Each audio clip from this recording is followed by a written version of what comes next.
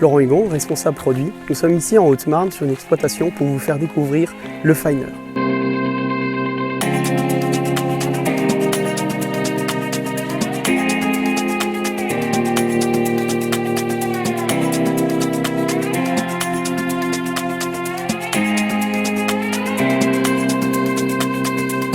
Le Finer est disponible en 3 versions. Une des premières versions, c'est la version Scalper que l'on a ici devant nous. Alors la version qu'on va configurer en scalpage, les points importants vont être la maîtrise de la profondeur de travail. Donc pour obtenir cette maîtrise de la profondeur de travail, on va installer sur la machine à la fois des roues à l'avant, mais également à l'arrière pour bien stabiliser. Et surtout, la machine ne sera pas équipée de rouleaux pour ne pas appuyer les adventices qui auront été scalpés pour éviter tout risque de repousse. Autre particularité, lorsque la machine sera équipée de roues avant et roues arrière, eh bien, on aura le positionnement de l'axe du 3e point qui se fera au niveau du trou oblong, de manière à ce que l'appareil puisse suivre les dénivellations du sol. Autre particularité, lorsque la machine est équipée avec des roues à l'avant, elle sera obligatoirement avec un châssis central long pour éviter tout risque d'interférence entre les roues et la cabine du tracteur au repliage. Concernant les éléments travaillants, donc lorsqu'on va réaliser le scalpage, on va chercher à travailler la surface la plus importante possible et surtout avoir un effet de recoupe entre 2 dents successives. Donc étant donné qu'on a une dent tous les 15 cm sur la machine, on va les équiper avec des pattes doigts qui elles ont une envergure de 22 cm, ce qui va nous permettre d'avoir un recoupement de 7 cm entre chaque dent. Ici, l'outil est équipé avec des pattes doigts en version carbure, mais on dispose également de pattes doigts en version standard. L'autre particularité également de la machine dans sa version scalpage que l'on recommande, c'est de doter la machine d'un double ressort qui va permettre donc de doubler l'effort à la pointe et surtout de bien maîtriser cette profondeur de travail.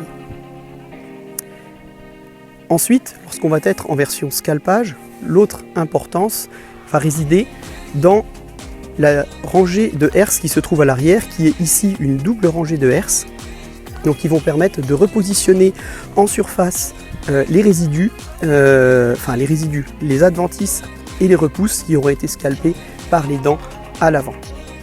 Alors cette double herse ici, comme vous pouvez le voir, elle est équipée avec un réglage de l'agressivité hydraulique. Donc ça aura vraiment un gros avantage lorsque l'on va être avec des quantités de résidus relativement importantes, puisque le fait qu'on puisse en régler l'agressivité depuis le poste de conduite permettra de libérer des éventuelles formations de paquets de paille sans avoir besoin de redescendre du tracteur et surtout d'améliorer la qualité de travail. 2 types de herses sont disponibles, soit les herses simples ou les herses doubles, comme on peut le voir ici.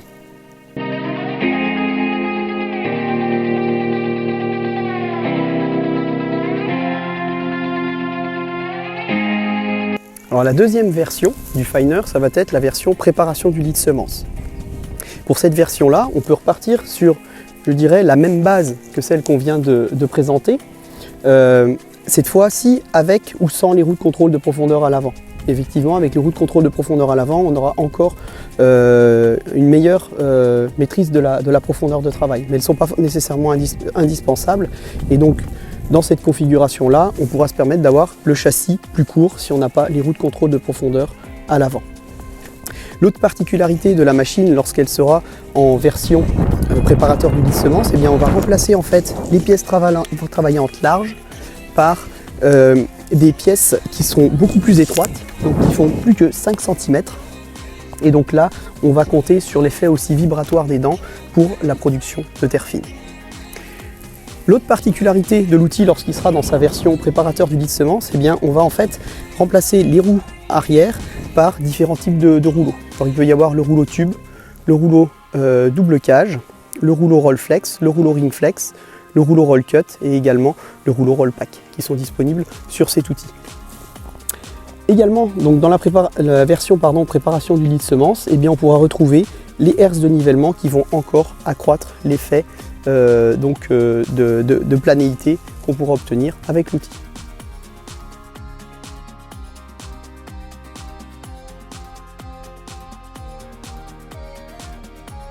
Alors la troisième et dernière version du Finer, c'est celle qui peut être équipée avec un kit de semis. Donc ce kit de semis consiste en 2 têtes de distribution qui vont permettre donc, de faire descendre des graines derrière chacune des dents. Donc on a un support avec une descente de graines et un socle spécifique un soc de 2 cm de large équipé de pastilles carbure. Et dans cette version-là, en fait, le finer va permettre de réaliser des semis en conditions humides.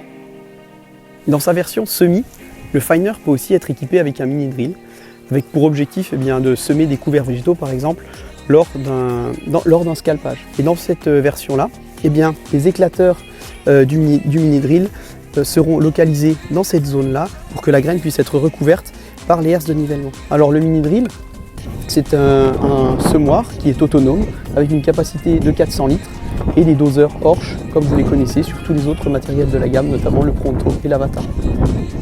Alors concernant l'architecture de la machine, je vous disais tout à l'heure que les dents sont espacées de 15 cm. L'outil est construit de la manière suivante, on a 4 rangées de dents. Chacune de ces rangées est espacée de 50 cm.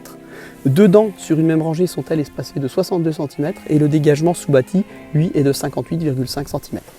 Alors concernant le réglage, je vous disais tout à l'heure qu'il était simple dans le sens où quand on va être en version mécanique, il y aura seulement 2 points d'intervention avec les cales, un côté gauche et un côté droit, puisque en fait on va reporter le réglage de la profondeur de travail grâce à la tringle qui se trouve ici sur le module de contrôle de profondeur à l'arrière, que ce soit les roues ou le rouleau.